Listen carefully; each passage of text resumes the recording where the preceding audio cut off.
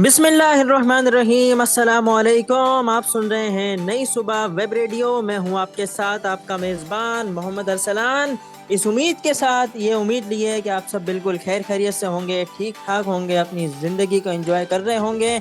हम एक बार फिर आपकी खिदमत में हाजिर हो चुके हैं, क्योंकि अब वेब रेडियो पर भी हो चुका है गेम ऑन। तो आपका गेम ऑन करने के लिए, आपकी नॉलेज बढ़ाने के लिए, आपको इन्फॉर्मेशन देने के लिए हम एक बार फिर हाजिर हो चुके हैं।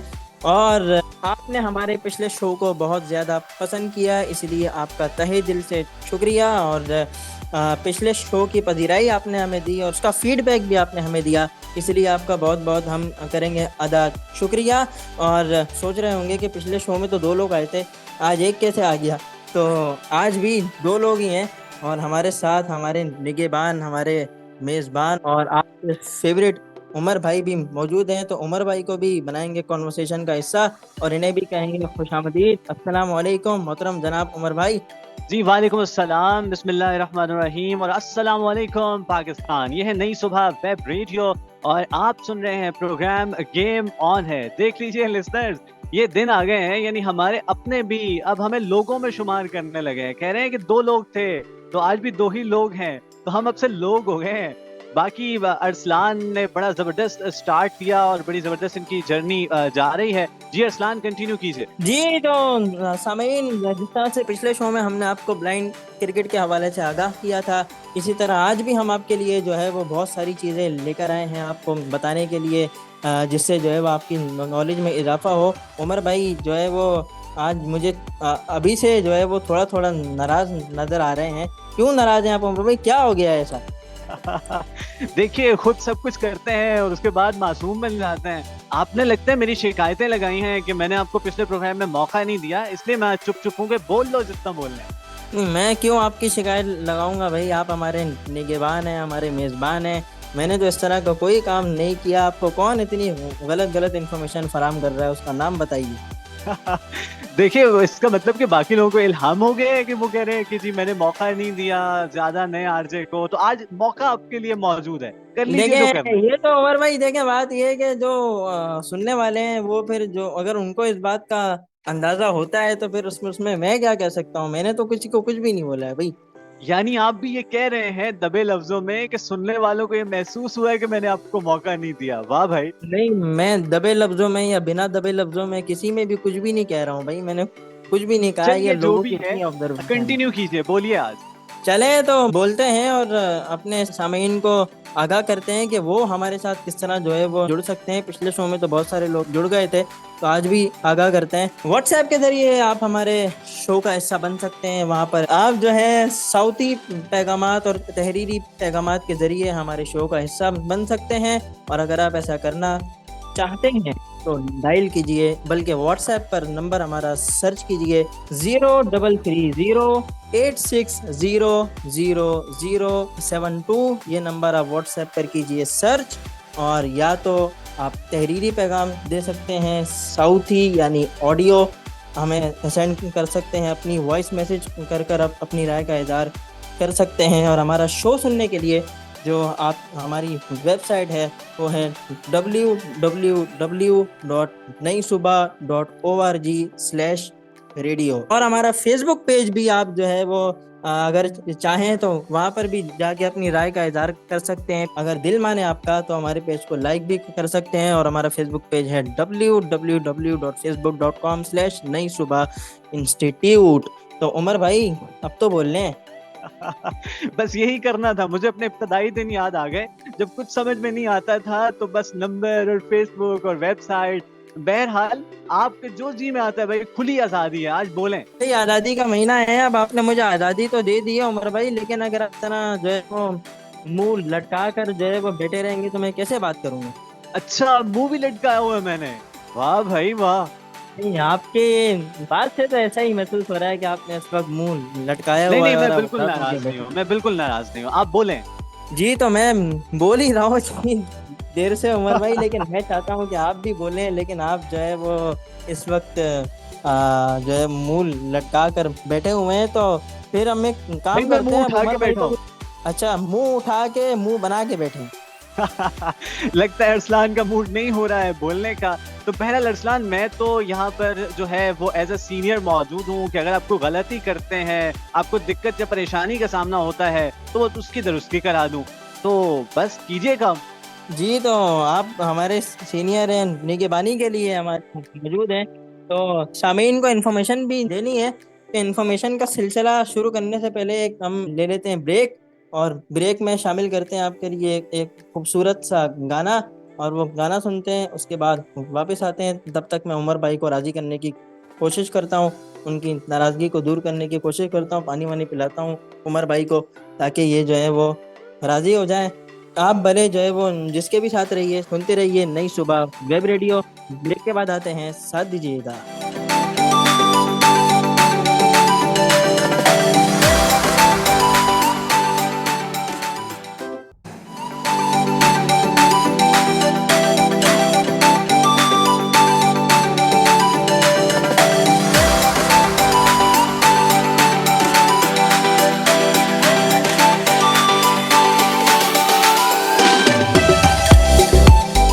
जी तो वेलकम बैक लिसनर्स, आप सुन रहे हैं नई सुबह वेब रेडियो पर प्रोग्राम गेम ऑन है, और अरसलान अपने जलवे बिखेर रहे हैं और भरपूर किस्म का शो जो है वो कर रहे हैं, अपने तमाम तर शौक पूरे कर रहे हैं। जी अरसलान। जी, मैं अपने तमाम तर शौक पूरे कर रहा हूँ, और मैंने इसी दौरान जो है वो उमर भाई को भी राज़ी करने की कोशिश की है, और मुझे उम्मीद है कि ये राज़ी हो गए, तभी इन्होंने शुरुआत भी की है। तो उमर भाई बहुत शुक्रिया यार, आप राज़ी हो गए। राजी करने की बात है, मैं तो सोच रहा था गाना चलाओगे, रूठे हो तुमको कैसे मनाऊं, लेकिन ये क्या चलाया है? गाना चलाया है, और क्या चलाऊंगा।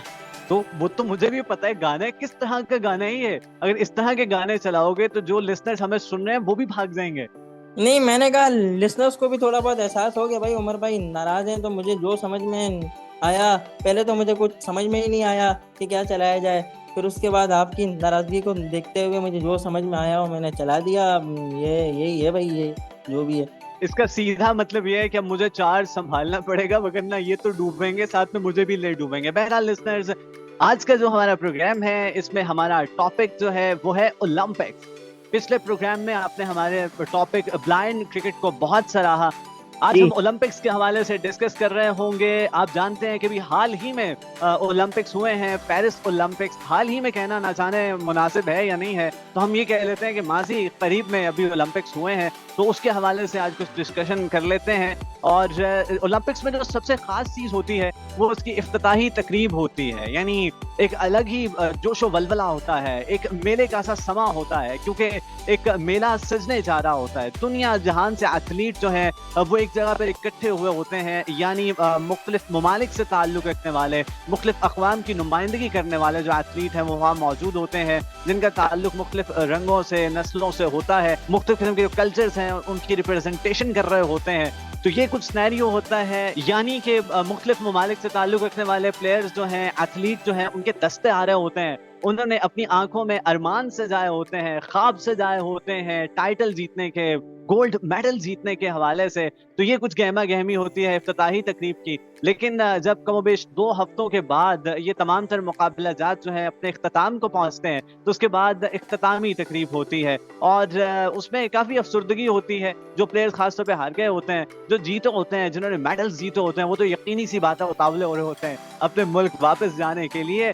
तो उसको इस तरह से पुरकशिश बनाया जाता है कि उसमें जो ओलंपिक्स का झंडा है, जो परचम है, 5 दायरों वाला परचम, टिपिकल जो झंडा है, जो फ्लैग है ओलंपिक्स का, वो दूसरे मुल्क को थमाया जाता है, दिया जाता है, यानी जिस मुल्क में आइंदा ओलंपिक्स होने वाले होते हैं। अब 2024 के ओलंपिक्स जो है वो मुकम्मल हुए हैं, पेरिस ओलंपिक्स, और अब जो 2028 में ओलंपिक्स होने हैं ये होने हैं LA में, यानी कि लॉस एंजलिस में। और लॉस एंजलिस ओलंपिक्स कमेटी ने क्या क्रिएटिविटी का मुजाहिरा किया है, यानी उन्होंने ये जो परचम की तकरीब है इसके लिए टॉम क्रूज की खिदमत हासिल की, और उन्होंने वही अपने मिशन इम्पॉसिबल वाले स्टाइल में क्या ही जबरदस्त एंट्री मारी, क्या ही धमाकेदार उनकी एंट्री थी, और बहुत लुत्फ आया ये सब कुछ देखकर। और इस तरह से ये इख्तितामी तकरीब हुई है और इसमें जो झंडा है वो पास ऑन कर दिया गया है। जी, तो उमर भाई अब भरपूर तरीके से राजी हो चुके हैं और नॉलेज का खजाना जो है वो हम तक पहुंचा रहे हैं, आप तक भी पहुंचा रहे हैं। इख्तितामी तकरीब के बारे में आपने जाना, तो अब आप जानना चाह रहे होंगे सामीन के ये जो ओलंपिक्स हुए इसमें जो मेडल्स टेबल था उसकी क्या सूरत हाल रही, तो इस बारे में भी जो है वो उमर भाई आपको बताएंगे और उमर भाई जो है वो तफसीलात से आपको आगाह करेंगे कि मेडल टेबल इस दफ़ा का वो किस तरह रहा।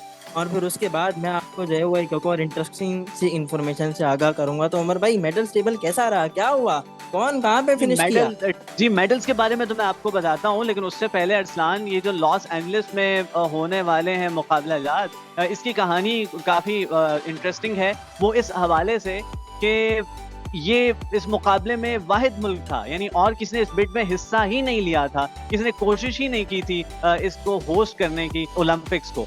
यानी पहले पहल ये होता था कि दौड़ लगी होती थी, हर मुल्क कोशिश कर रहा होता था कि हमने इसको होस्ट करना है। आप क्या समझते हैं इसके पीछे क्या चीज जो है वो आड़े आ रही है? उमर भाई मुझे ऐसा लगता है कि जो ओलंपिक्स कराने में खर्चा होता है, फाइनेंशियल चीज़ें होती हैं, और मुझे क्या ऐसा लगता है बात भी कुछ इसी तरह की है कि इसमें जो है बहुत ज़्यादा खर्चा हो जाता है। और जो मुल्क ओलंपिक होस्ट कर रहा होता है या जो सिटी ओलंपिक्स होस्ट कर रहा होता है वहाँ पे दुनिया भर से लोग आते हैं और सारे सिलसिले होते हैं, तो उसमें जो है वो फाइनेंशियल जो मसले आते हैं उसकी वजह से मेरा ख्याल है कि लॉस एंजलिस ने जो है वो अकेले ही पार्टिसिपेट किया इस बिड में और किसी ने हिस्सा ही नहीं लिया। और दूसरा ये है कि एक रिकॉर्ड भी बराबर होने वाला था, तो शायद इसीलिए भी दूसरे मुल्कों ने जो है वो लॉस एंजलिस को मौका दिया होगा कि जनाब आप जो है वो आ, ये रिकॉर्ड बराबर कर ले। और वो रिकॉर्ड क्या है वो भी हम सामीन को अभी नहीं बताते, थोड़ा सा आगे चल के बताएंगे। जी जी, आपसे रिकॉर्ड के बारे में भी जानते हैं, लेकिन एक और चीज मैं अपने लिस्टर्स को बताता चलूं, जैसे कि हम 2028 के ओलंपिक्स का जिक्र कर रहे हैं।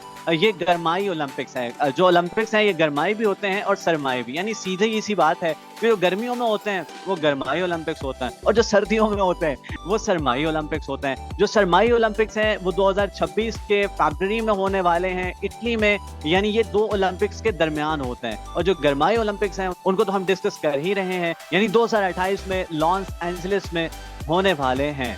तो अगर हम टेबल को डिस्कस करें तो ये जो अभी 2024 में यानी गरमाई ओलंपिक्स हुए हैं, उनका अगर जिक्र करें तो उसमें टॉप किया है अमेरिका ने, 126 मेडल्स उन्होंने हासिल किए, जिसमें 40 गोल्ड मेडल्स थे। इनके पीछे पीछे चाइना था, उनके भी 40 ही गोल्ड मेडल्स थे, और कुल मिलाकर जो उनके मेडल्स रहे वो रहे 91। याद रहे, अगर चाइना एक मेडल और जीत जाता, उनके मेडल्स की तादाद 41 हो जाती, तो उनका नंबर 1 हो जाता, भले दूसरे मेडल्स में वो पीछे ही रहते। खैर, तीसरे नंबर पे एक बहुत बड़ा सरप्राइज है जापान। जापान ने 20 गोल्ड मेडल्स हासिल किए हैं और सबको हैरान कर दिया है। चौथे नंबर पर ऑस्ट्रेलिया है और पांचवें नंबर पर फ्रांस, यानी कि जो मेजबान मुल्क है, ये रहा है। खैर, इसमें जो हैरान किया है वो नीदरलैंड ने किया है। यानी अगर हम देखें किसी मुल्क के रकबे के एतबार से, आबादी के एतबार से, तो शायद सबसे कम आबादी रखने वाला ये मुल्क नीदरलैंड, इसने बहुत ज़्यादा कामयाबियां हासिल की हैं।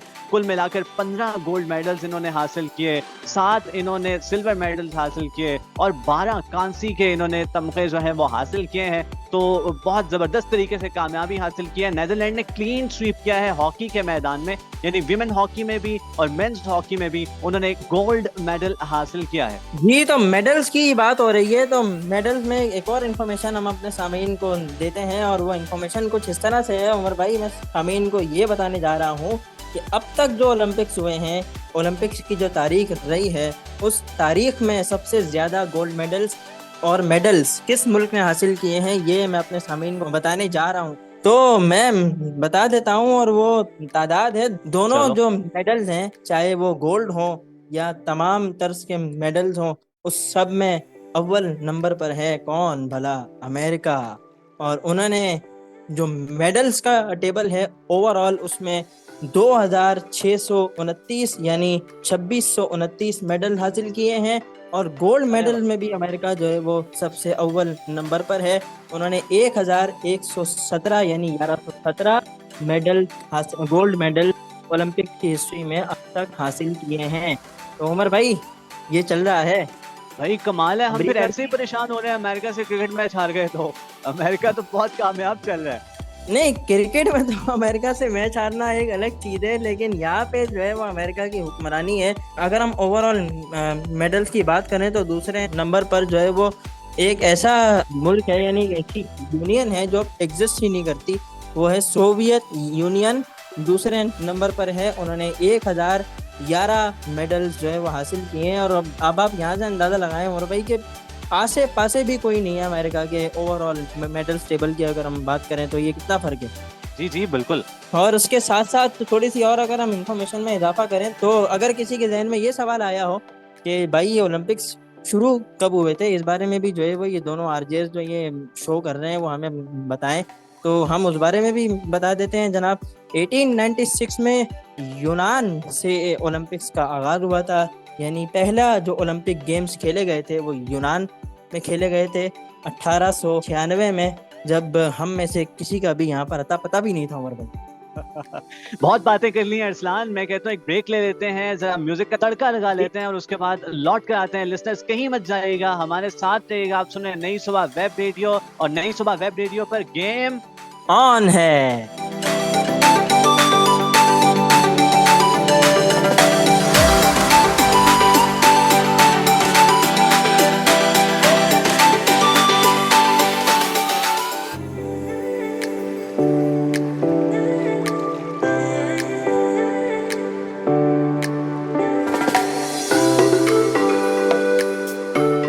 तो एक बार फिर खुश आमदीद कहेंगे आपको नई सुबह रेडियो पर। मैं हूं आपके साथ आपका मेजबान मोहम्मद अरसलान, और मैं हूं मोहम्मद उमर, और आप सुन रहे हैं प्रोग्राम गेम ऑन ऑन है। है। तो गेम ऑन है, और गेम ऑन है में आज बात हो रही है ओलंपिक्स की। तो ओलंपिक्स के हवाले से इंफॉर्मेशन जो हम अपने सामीन को दे रहे थे, उसमें एक और इन्फॉर्मेशन भी हम शामिल करते चले कि किस मुल्क ने अब तक सबसे ज्यादा ओलंपिक्स की मेज़बानी की है, किस शहर ने सबसे ज़्यादा ओलंपिक्स की मेज़बानी की है।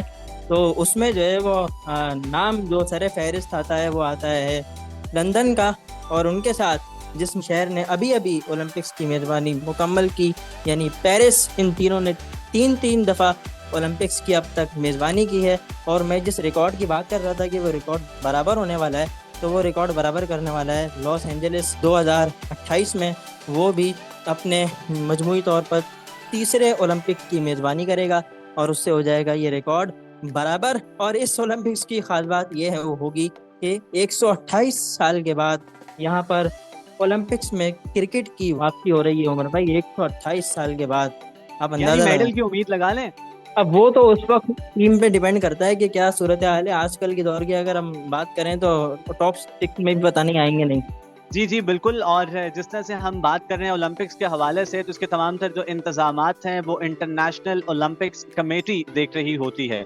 ओलंपिक्स में अंदाजन हम बात करें तो 13,000 से ज़्यादा एथलीट शामिल हो रहे होते हैं, जिनका ताल्लुक कमोबेश 200 से ज़्यादा ममालिक से होता है। और ये 33 गेम्स जो हैं, 33 खेल जो हैं, उनमें एक दूसरे के मद्दे मुकाबिल आ रहे होते हैं। याद है कि ये नंबर जो है ये हतमी नहीं है, इसमें रद्दोबदल होता रहता है। और जो इंटरनेशनल ओलंपिक्स कमेटी है वो मुख्तलिफ ममालिक को कभी शामिल कर देती है, कभी मिन्हा कर देती है, कभी किसी गेम को ओलंपिक्स में इन कर लेती है और कभी किसी गेम को ओलंपिक्स से निकाल देती है। और इसी तरह से एथलीट की तादाद भी कम ज़्यादा होती रहती है। अब जैसे आप यहाँ से अंदाजा लगाएं कि 128 साल के बाद क्रिकेट जो है वो ओलंपिक्स में 2028 में वापस आएगी, और उसमें भी एक इंटरेस्टिंग चीज़ हमें ये देखने को मिल सकती है। इस पर अभी गौर जारी है, फैसला नहीं हुआ, लेकिन इस चीज़ पे बहुत सीरियसली गौर किया जा रहा है कि इंग्लैंड, स्कॉटलैंड, नीदरलैंड और आयरलैंड, इन 4 ममालिक के खिलाड़ी मिलाकर एक ही जो है वो टीम बनाई जाए और उस टीम को जो है वो ओलंपिक्स का हिस्सा बनाया जाए। तो वैसे तो अकॉर्डिंग टू आईसीसी ये होना था कि टॉप 6 जो T20 रैंक्स की टीमें T20 वर्ल्ड कप 2026 के बाद तक होनी थी, उनको ओलंपिक्स का हिस्सा होना था। लेकिन एक ये सजेशन आया है कि जी इंग्लैंड, स्कॉटलैंड, आयरलैंड और नीदरलैंड, इन चारों टीमों को मिलाकर एक टीम बनाई जाए और उनको जो है वो ओलंपिक्स में उतारा जाए। तो उमर भाई अब आ जाते हैं अपने वतन, अपने मुल्क की तरफ भी थोड़ा सा आ जाते हैं। लोग बोलेंगे अपनी तो बात ही नहीं कर रही है, दूसरी तीसरी चीज़ों में लगे हुए हैं। जी जी बताइए। बल्कि मैं यही सोच रहा था कि 2028 में हम किस तरह से मेडल्स जीत सकते हैं। एक तो यकीनी सी बात है, आप जो बात करना चाह रहे हैं अरशद नदीम की, वो तो इंशाल्लाह 2028 में भी पार्टिसिपेट कर रहे होंगे। लेकिन इसके अलावा वैसे अगर इस ओलंपिक्स की बात करें तो हमारा नंबर 62 है, एक गोल्ड मेडल के साथ, और भारत का जो नंबर है वो 71 है, यानी हम भारत से आगे हैं। हालांकि मेडल भारत ने ज्यादा हासिल किए हैं। जी जी बिल्कुल, भारत ने 6 मेडल्स हासिल किए हैं और हमारे कुल मिलाकर एथलीट ही साथ गए थे, लेकिन चूंकि हमारा गोल्ड मेडल है और उनके पास गोल्ड मेडल नहीं है, इसलिए हमारा नंबर ऊपर है भाई। इस चीज को भी क्लियर कर दीजिए उमर भाई, कि किसी के ध्यान में ये ना आ जाए कि भाई ये क्या है, एक मेडल हासिल करने वाला मुल्क ऊपर हो गया और वो नीचे हो गया। जी जी, मैं इसका जिक्र कर रहा था कि पाकिस्तान ने चूंकि गोल्ड मेडल हासिल किया है और भारत के हिस्से में कोई गोल्ड मेडल नहीं आया। हालांकि भारत ने बहुत रकम खर्च की, उनका एक बड़ा जबरदस्त सिस्टम बन चुका है और आने वाले दौर में वो बड़ी जबरदस्त कारकर्दगी दिखा रहे होंगे, जो कि हमें लगता है उनकी तैयारियों से। हमारा तो ये बस समझ लीजिए कि इत्तेफाक से हमें ये मेडल मिला है, लेकिन अब पाकिस्तान को इस हवाले से कुछ खेल जो है उनका इंतखाब करना होगा। अब पाकिस्तान कुश्ती पे काम कर सकता है, इसी तरह से वेट लिफ्टिंग पे, इसी तरह से शूटिंग पे, और हमें कुछ गेम्स जो हैं उनको अलहदा करके उस पे काम करना चाहिए है, ताकि पाकिस्तान भी मजीद गोल्ड मेडल हासिल कर सके और अपने इस रिकॉर्ड को मजीद बेहतर बनाए। क्रिकेट से एक हम मध्यम से उम्मीद लगा सकते हैं कि वहां पर जो है वो हमें गोल्ड मेडल हासिल हो जाएगा। बहरहाल पाकिस्तान ने अब तक ओलंपिक्स की तारीख में 12 मेडल हासिल किए हैं।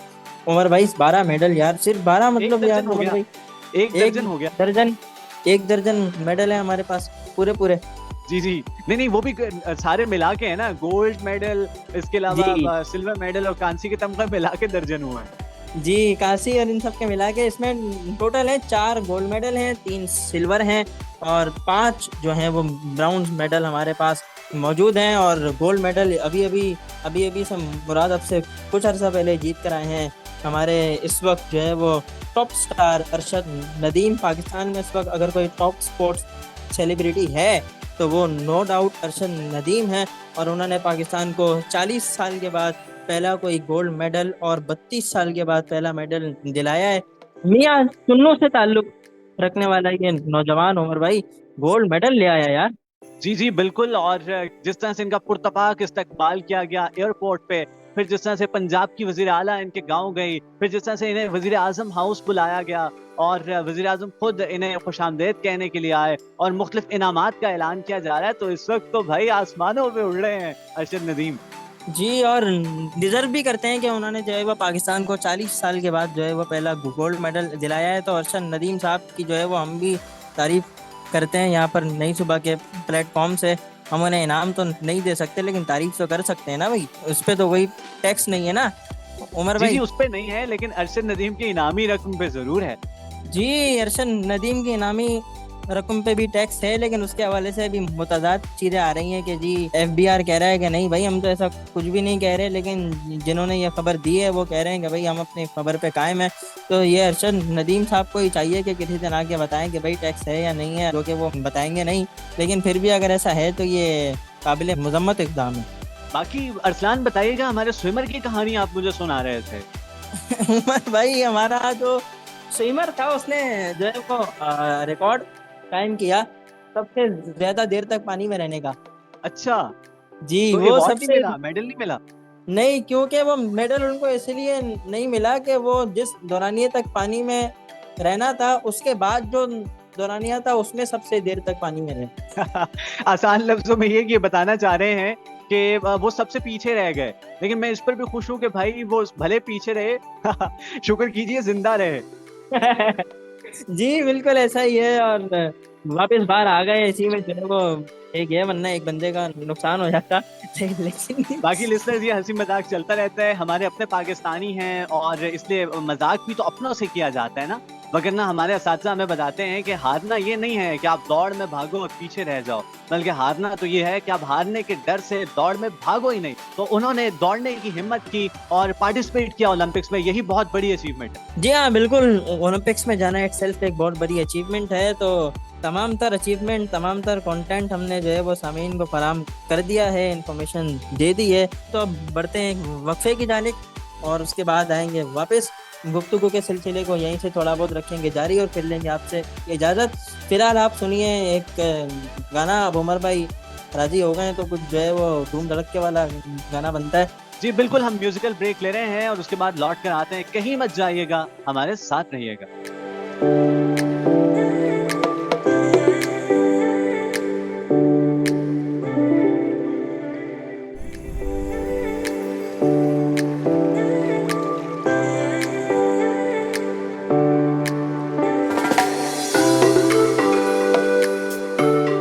वेलकम बैक लिसनर्स, आप सुन रहे हैं नई सुबह वेब रेडियो पर। प्रोग्राम गेम ऑन है और ये 1 घंटा बहुत तेजी से गुजरता चला गया है। आज हमने बहुत इंजॉय किया, हंसी मजाक में इंफॉर्मेशन भी आप तक पहुंचाई। मैं हमेशा से कहता हूं कि हमारा ये जो प्रोग्राम है ये इंफोटेनमेंट पर मुश्तमिल होता है और हम इसमें तफरीह को भी साथ में लेकर चलते हैं और मालूमात को भी। और आपने बहुत इंजॉय किया होगा हमारे इस प्रोग्राम को। अब ना चाहते हुए हमें आपसे इजाज़त तलब करनी है और बस यही कहना चाहूँगा कि हमारी कोई भी बात ऐसी जो कि आपकी तबीयत पर गिना गुजरी हो तो उसके लिए मैं आपसे माज़रत खा हूँ और अपने रब के हुजूर भी तौबा का तलबगार हूँ। मेरे सिवा तेरे बेशुमार बंदे हैं या रब, पर तेरे सिवा मेरा कोई खुदा नहीं। हमारा मकसद हरगिज़ किसी की तज़हीक करना या तज़लील करना नहीं होता है, बल्कि आपके चेहरे पे रौनक लाना होता है, आपके चेहरे पे मुस्कुराहट लाना होता है। बहरहाल अब मैं तो साइन ऑफ कर रहा हूँ उस दुआ के साथ कि पाकिस्तान में खेल और खिलाड़ी तरक्की करते रहें और पाकिस्तान के नाम को रोशन करते रहें। मुझे दीजिए इजाज़त, अल्लाह हाफ़िज़। तो सामीन, यही था आज का हमारा शो और उम्मीद करते हैं कि आपने अपने हमारे शो को आज किया होगा पसंद। इस हवाले से अपनी राय का इज़हार कीजिएगा, ज़रूर फीडबैक से हमें ज़रूर आगाह कीजिएगा। व्हाट्सएप पर 033086000072 पर टेक्स्ट मैसेजेस या फिर वॉइस मैसेजेस के ज़रिए आप हमें अपने पैगाम भिजवा सकते हैं। तो हम अपने फीडबैक से ज़रूर हमें आगाह करें ताकि हमें अंदाज़ा हो कि हम क्या जो कर रहे हैं वो आपको पसंद आ भी रहा है या नहीं आ रहा है। फिलहाल आज के शो से मुझे और उमर भाई को दीजिए इजाज़त। अगले शो में इंशाल्लाह आपसे मुलाकात होगी। तब तक के लिए अल्लाह हाफ़िज़ और नासिर।